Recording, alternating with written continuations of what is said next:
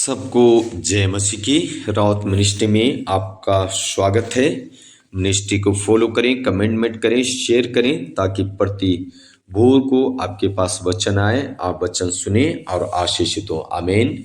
सो प्रिय भाई और बहनों, हमारा टॉपिक है धीरज से परमेश्वर की बाट जोना।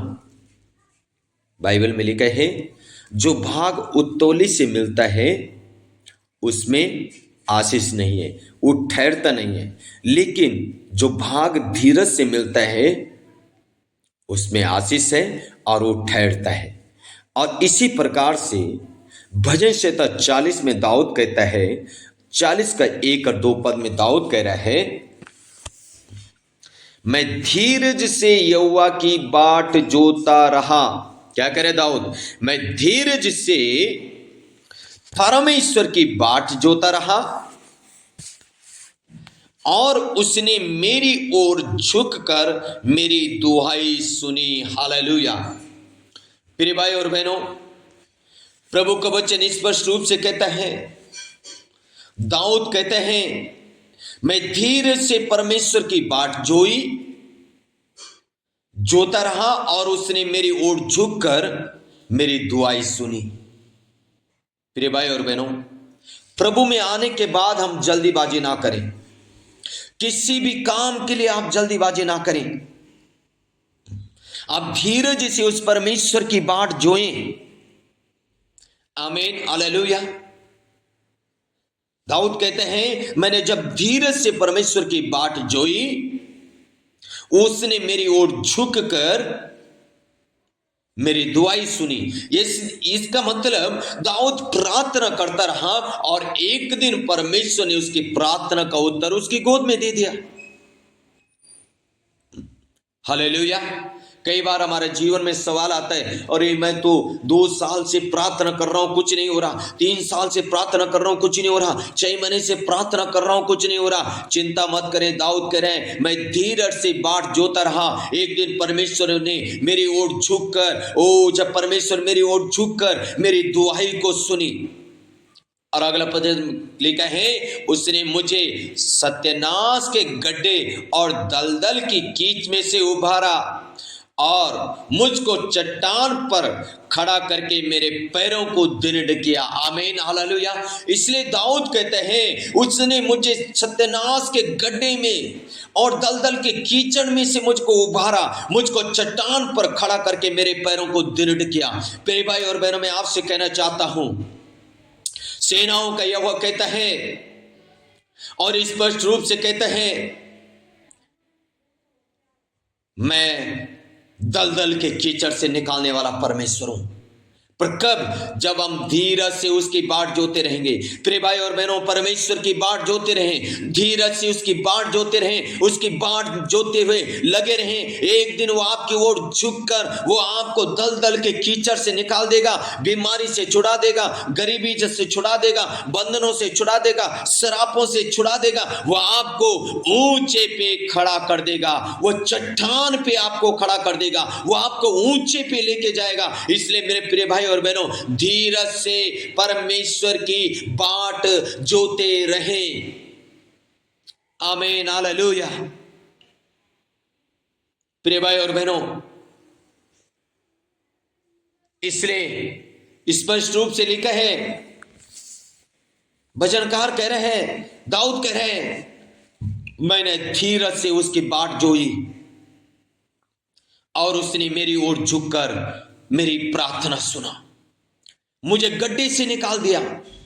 शायद हो सकता है आज हमारे जीवन में बीमारी का गड्ढा हो, गरीबी का गड्ढा हो, अकाल का गड्ढा हो, और भी परिस्थितियों का गड्ढा क्यों ना हो, परमेश्वर आपको उस गड्ढे से निकालेगा।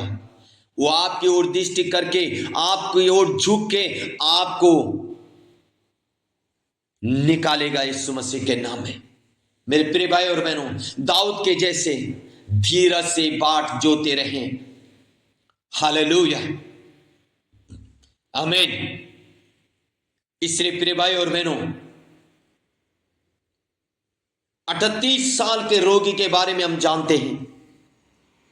एक व्यक्ति 38 साल तक कुएं के पास खड़ा रहा, बैठा रहा।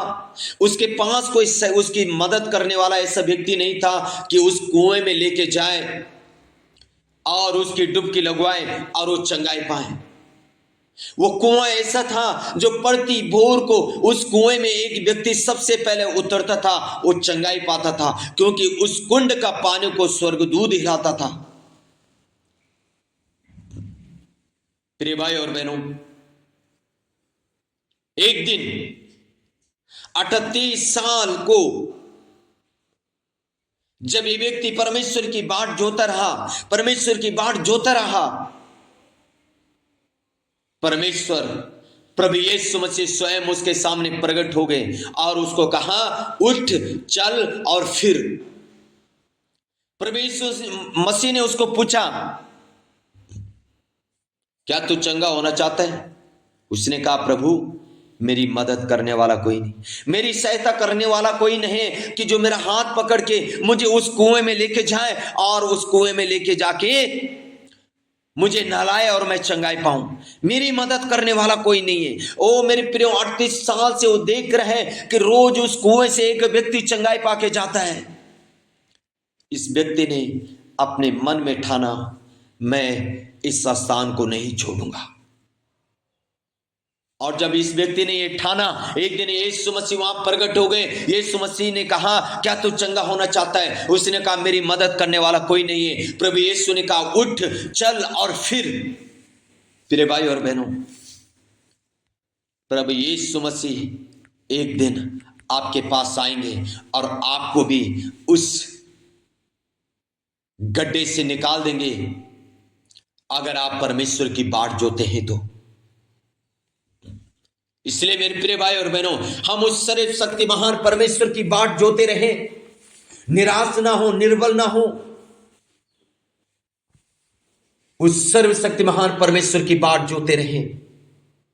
हालेलुया। इसलिए यीशु नबी की किताब उसका 40 अध्याय उसका 28 से लेकर 31 तक मैं पढ़ने जा रहा हूं। लिखा है, क्या तुम नहीं जानते, क्या तुमने नहीं सुना, यहोवा जो सनातन परमेश्वर और पृथ्वी भर का सृजनहार है, वो ना थकता ना शर्मित होता है, उसकी बुद्धि आगम है। परमेश्वर ना थकता है और ना शर्माता है, उसकी बुद्धि आगम है। वो पृथ्वी का सृजनहार परमेश्वर है। लिखा है, वो थके हुए को बल देता है और शक्तिहीन को बहुत सामर्थ्य देता है। प्रिय भाई और बहनों,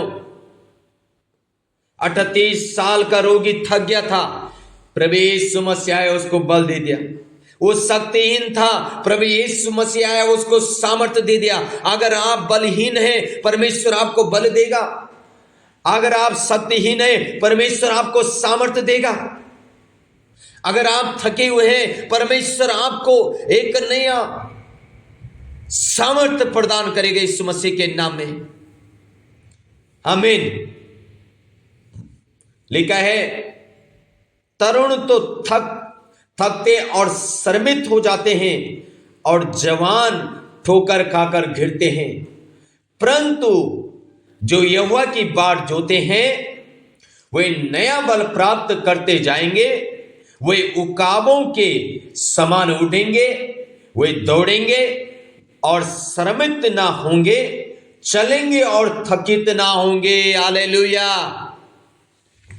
आमीन। जो यहोवा की बाट जोते हैं वे नया बल पाएंगे। आप नया बल पाएंगे यीशु मसीह के सामर्थ्य नाम में। हालेलुया, आमीन।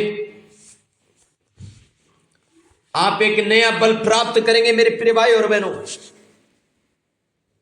लिखा है, वे उकाबों के नाई उड़ेंगे। उकाब को आपने देखा होगा, सबसे हाई लास्ट में उकाब उठता है। क्यों उठता है? क्योंकि उसकी खासियतें हैं, वो बाढ़ जोता रहता है। अगर कौवे को आप देखेंगे कुछ पल के लिए कौवा आकाश में जाता है, लेकिन जल्दी से वो क्या करता है, पेड़ ढूंढता है, ये नीचे उतर आता है। लेकिन जो यह उकाब को देखेंगे, वो सबसे हाई में उड़ता है। क्यों? उसके पास वो बल है। आपके पास वो बल आएगा, एक दिन आप उस ऊंचाई में जाएंगे उकाब के जैसे। आप दौड़ेंगे, आप शर्मिंद नहीं होंगे, आप थकेंगे नहीं। जब यहोवा आपको बल देगा, जब यहोवा आपको शक्ति देगा, जब यहोवा आपको सामर्थ देगा, आप उकाब के नाए उड़ेंगे, आप ऊंचे पे जाएंगे। ऊंचे लेवल के लिए बुलाए गए, ऊंचे लेवल पे जाने के लिए परमेश्वर ने आपको नियुक्ति किया। आप यीशु मसीह के नाम से ऊंचे लेवल पे जाने वाले हैं। आमीन, आमीन। सो के गॉड ब्लेस यू ऑल। इसलिए मेरे प्रिय भाई और बहनों, परमेश्वर की बाट जोते रहें, और उसकी बाट जोने में आप नया बल प्राप्त करेंगे। आप ऊंचे लेवल पे जाएंगे। जिस गड्ढे में आप हैं, उस गड्ढे से परमेश्वर आपको निकालेगा, आपको आशीषित करेगा। आमीन। सो के गॉड ब्लेस यू ऑल।